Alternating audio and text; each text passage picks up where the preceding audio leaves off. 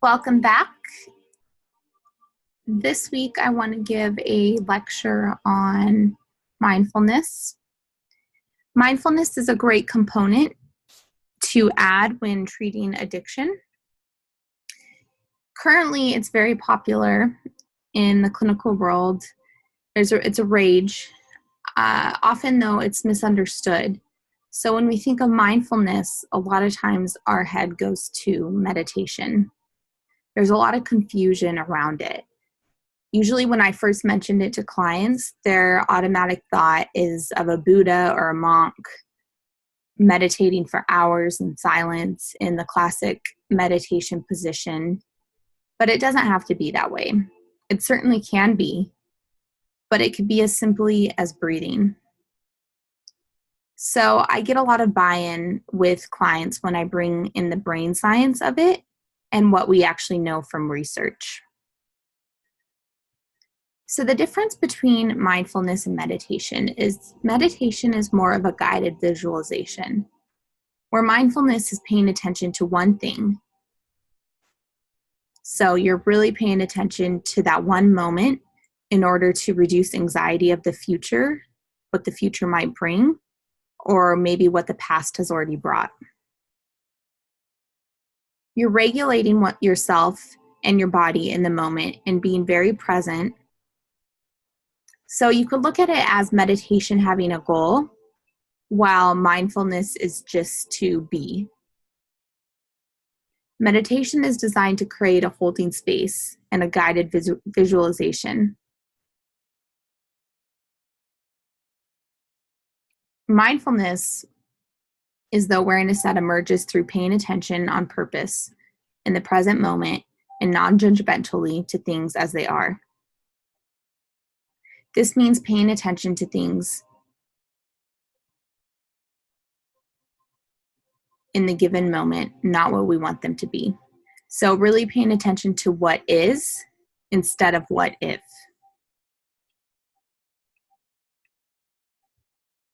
Through mindfulness, you can discover how to live in the present moment in an enjoyable way rather than worrying about the past or being concerned about the future. Mindfulness is a translation of the Indian word sati, which means awareness, attention, and remembering.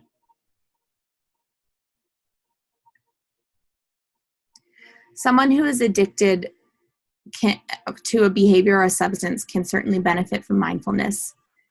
It starts with the cravings and beginning to recognize those in a bodily way. So this is a really body-based technique, which might feel kind of funny and it might feel uncomfortable even for you as the therapist, especially if you haven't done this work yet or experienced it yourself yet. But it could also be very uncomfortable for those who are disconnected with their bodies or those who have been violated in some ways, maybe sexually abused.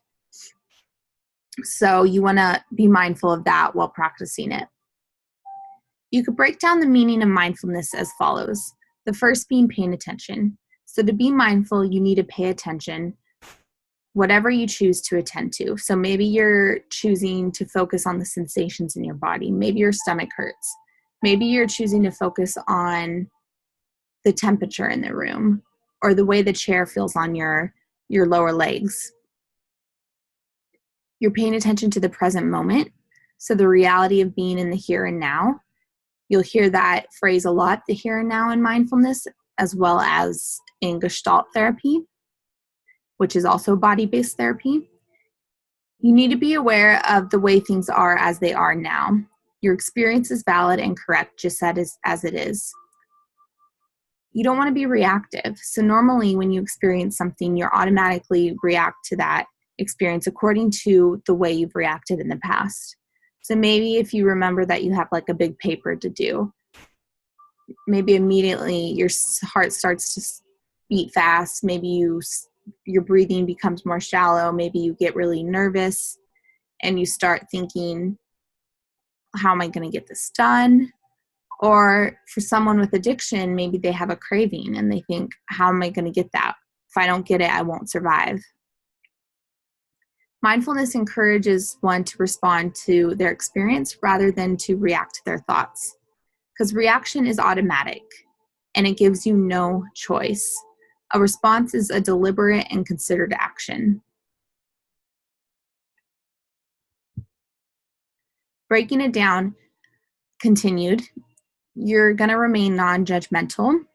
So you're going to have temptations to judge yourself. You're going to get frustrated with yourself. Clients are going to get frustrated that they can't control their minds from racing. And Buddhism, a Buddhist would call that a monkey mind, because as a human, our minds are always thinking different thoughts 24/7, whether it's worrying about the past, anticipating the future, ruminating, thinking of things we have to get done. In mindfulness, when you're practicing that, you notice that and you say, that's okay. I noticed my mind went there, but now I'm going to get back to that moment. It gives you a space to choose a different response than you may have been conditioned to choose from past behaviors. So it helps you recognize, hey, I don't have to deal with that pain right now. I notice it, it's there, but I could open that up when I choose to. Another component is open-heartedly, which is compassion. Self-compassion and mindfulness go hand in hand. Kristen Neff, if you're interested in self-compassion, Kristen Neff is a big promoter. She has a really great book on self-compassion. But I promote self-compassion in all my work, and even with myself too. It's important that we are kind to ourselves as therapists, and important to promote that and model that to our clients. Often we hear, while either we do it ourselves or our clients, that they're so good to other people and so loving and caring and put their needs before themselves, which, you know, a lot of times people feel guilty. They don't think they deserve to be kind to themselves. They don't think they're worthy of it. And if we're not kind to ourselves, then really we can't be of service to others. So a common misconception is mindfulness is thinking about nothing, like you're just literally turning off your thoughts, which is nearly impossible. Mindfulness is just paying attention in a systematic way to whatever you decide to focus on, which can include awareness of your thoughts. By doing this and listening to our thoughts, you can discover your habitual pattern. So by looking inward, I could say, hey, I notice when I have that thought, which is frequently, I automatically turn to this behavior. Let's look at that. What is that? It creates a holding space, and your thoughts have a massive impact on your emotions. So when we're reacting out of our emotional brain, we don't usually make the wisest decisions.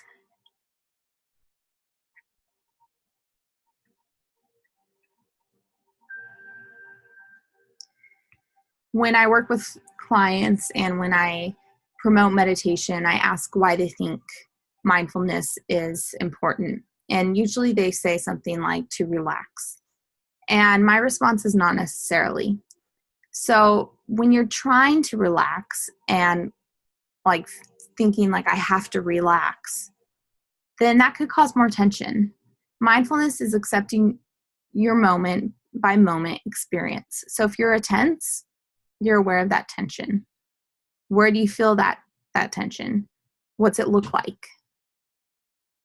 What reactions are you having to that tension? Doing this often leads to relaxation, but it's not necessarily the aim for practice. You could practice it informally or formally. Informally meaning that you are practicing as you're doing your daily tasks. So maybe while you're driving, cooking, cleaning. Formal is when you're actually taking time out of your day. So, okay, 5 minutes in the morning, 10 minutes at lunch, 20 minutes at night to maybe practice meditation or yoga. You're actually blocking time out of your day. Mindfulness is very helpful in battling depression, anxiety. It helps reduce stress levels, reduce physical pain, improves one's sleep, and increases dopamine levels in the brain. When we get stressed, our limbic brain turns on and releases cortisol and gets us in that fight or flight mode.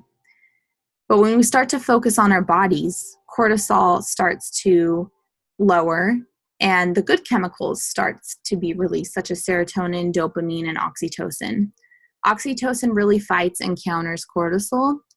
So that's why if you're upset and you maybe hug someone for a little while who you're really emotionally attached to or bonded to, you start to feel better. And that's because oxytocin, which is like the love chemical, that's what we call it, is being released. And we say in neuroscience, the neurons that fire together wire together. So mindfulness can actually break these neuron connections that have been created in the addiction, and it begins to rewire them. So that's where neuroplasticity comes in, right? If we learn to recognize our triggers and how to slow down through breathing and slowing down, such as saying, I'm here right now, I'm safe, I'm in control, I could choose something different this time. Because the way trauma is stored in the brain, it makes us feel like we're always in that threatening state. And usually trauma is the stem of addiction. I highly believe that trauma is always there when someone has an addictive behavior. So that's usually where the using becomes in, because they're trying to avoid that feeling, that scary feeling, that pain. But in mindfulness, you learn to sit with that and you decide what to do with it. Not only is it helpful in the moment, but it helps addicts realize that they have resistance and they can survive. So this builds hope about recovery and leaves them with a sense of control that they can beat the addiction. So once they've done it once, it leads to a greater sense of hope for recovery.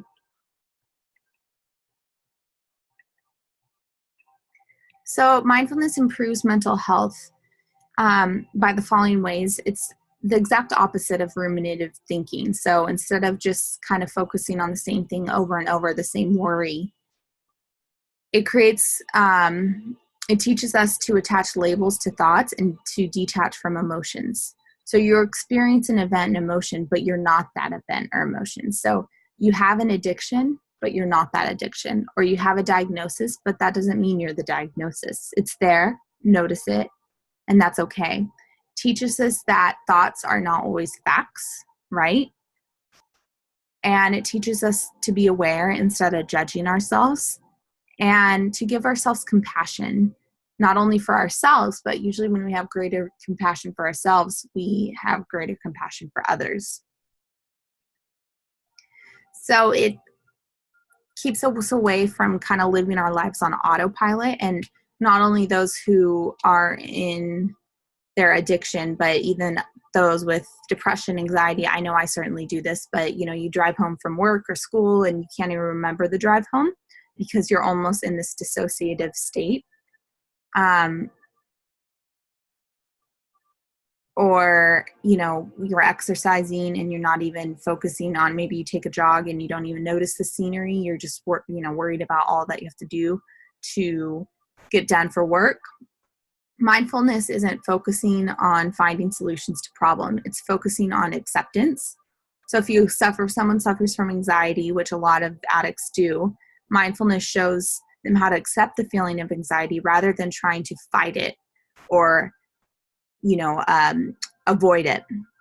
An old saying goes, we hear this in psychology, what we resist persists. So that's why, with clients, kiddos who have anxiety, I say the longer you avoid things or the more you avoid things, the worse it gets because you're anticipating it. Mindfulness says what you accept transforms. So it gives you a space to change without judgment, and it gives you a sense of safety. So it heightens body awareness. Like I said, it's really body-based, and it could feel funny sometimes. I remember when I first started using this approach, it was really uncomfortable for me because I hadn't really connected to myself and I hadn't really used mindfulness in my everyday life. But when an external stimulus triggers an emotional reaction, the attention system detects a conflict. There's heightened body awareness, and that helps to detect physiological aspects of feelings present, such as body tension, rapid heart rate, maybe short and shallow breaths. This triggers the emotion regulation process to react to the stimulus different than normal. So just noticing it as opposed to reacting to it. So instead of thinking like, I have to go and do this to calm myself, well, no, I don't. I could just sit with this, notice it, and continue my day or focus on something different. It increases dopamine release, and it breaks harmful thinking patterns, which lead to depression, addiction, and other mental illnesses.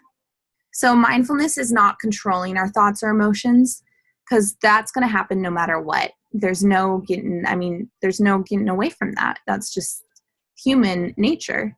But mindfulness keeps the emotions and thoughts from controlling us. So it gives us a sense of control and lets us know that we don't have to react in the same ways that we have in the past.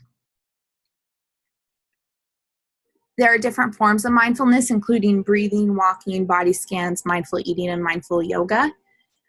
Now, the key here is being consistent. So sometimes I'll have clients say, I tried breathing one time and it didn't work. It didn't work. And they're writing it off right away. And I say, okay, why don't you try it about 30 more times and see if it works?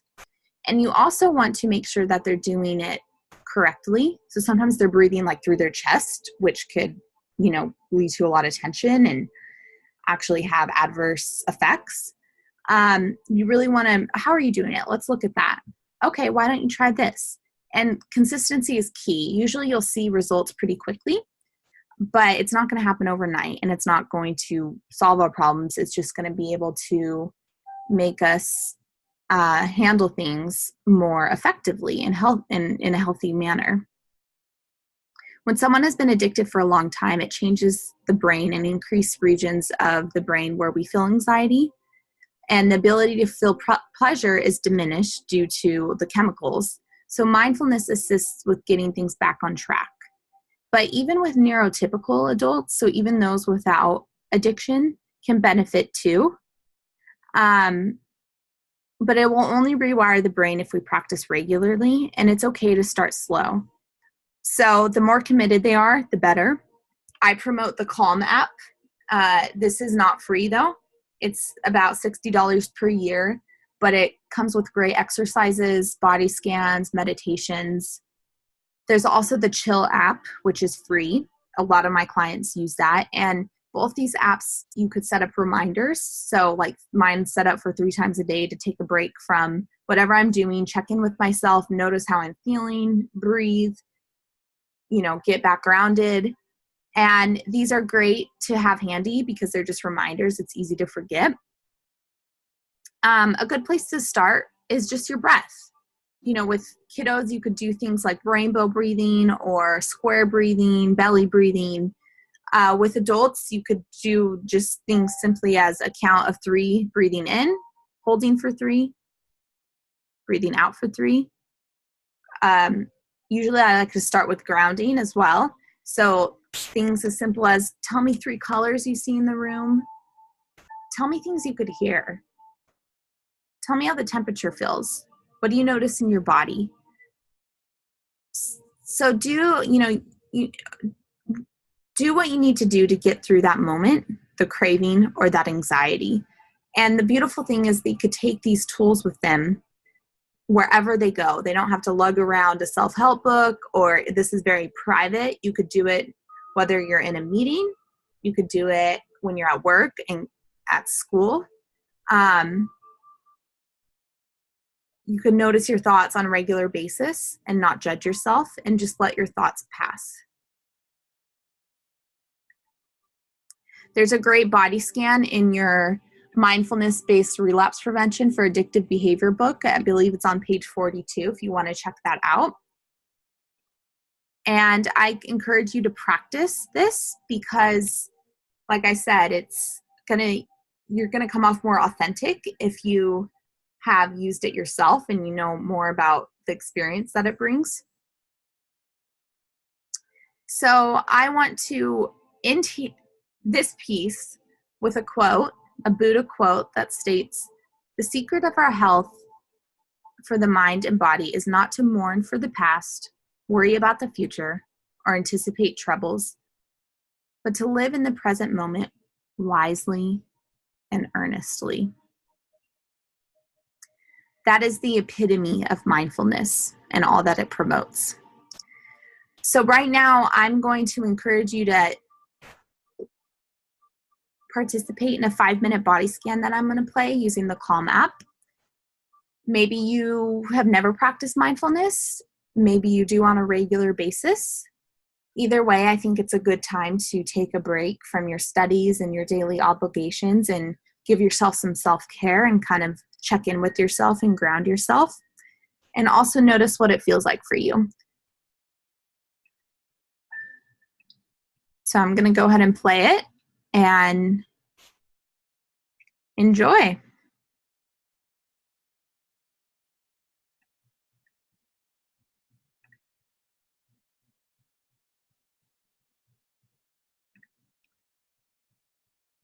Welcome to this 5-minute guided body scan. Start by sitting comfortably with a straight back and close your eyes. Rest your hands gently on your knees or cup them softly in your lap. Relax your neck and shoulders. And as you become still, bring your attention to the breath. The calming breath, the soothing breath, the breath that connects the mind and body. Notice how it draws into your body and as it leaves your body.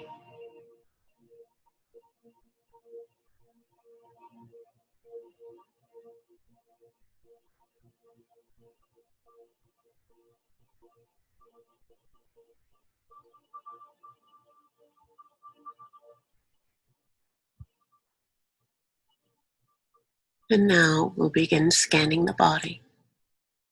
So bring your attention to your head, feeling into your scalp, forehead, and face. You might notice tingling or tension, throbbing or soft vibrations. And if you don't notice anything, don't worry. All that matters is you experience whatever is there.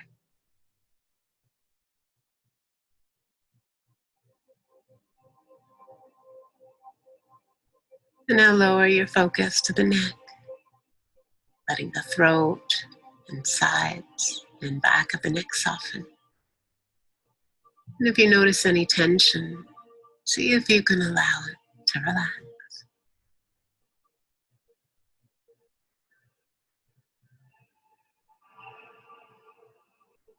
Now bring your attention to the shoulders, noticing what's here. Whatever you observe is perfectly fine.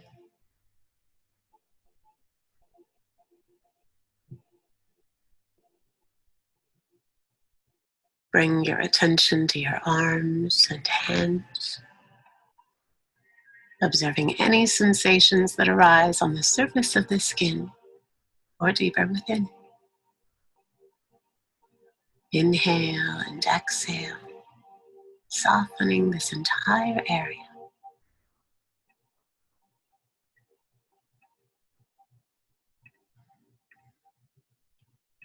And now come to the chest and torso. Notice how the lungs expand and contract. Expand and contract.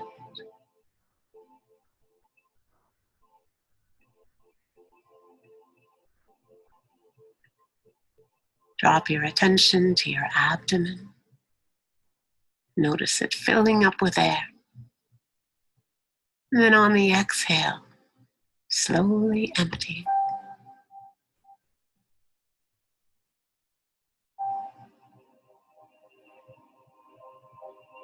And now scan your back and experience whatever's there. There's no right or wrong, but if you notice any intensity, try directing the breath into those areas to help them soften.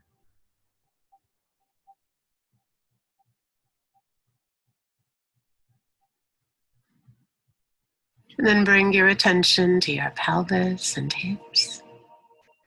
Notice where you make contact with your chair.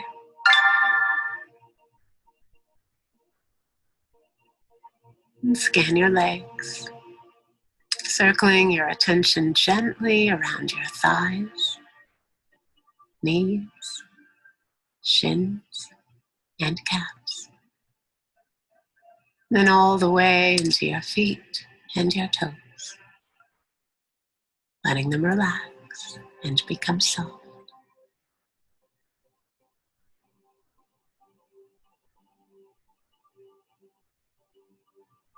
Now settle into the stillness that comes from paying attention to your body, part by part.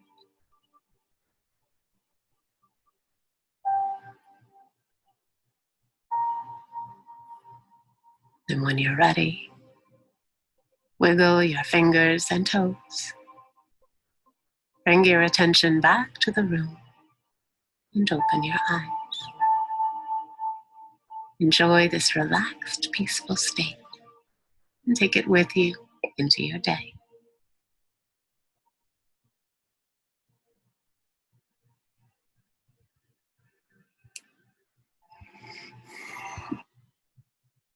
All right, so I hope that you enjoyed that, but I want you to take a minute and kind of reflect on how that was for you.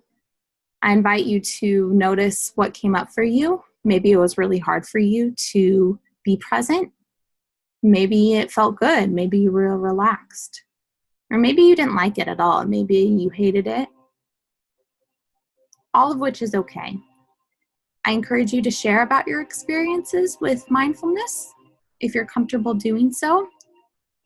If not, then that's perfectly fine, but I invite you to continue practicing mindfulness as you continue your journey through your graduate studies, because therapists are the most important tool in the therapeutic experience. Talk to you next time.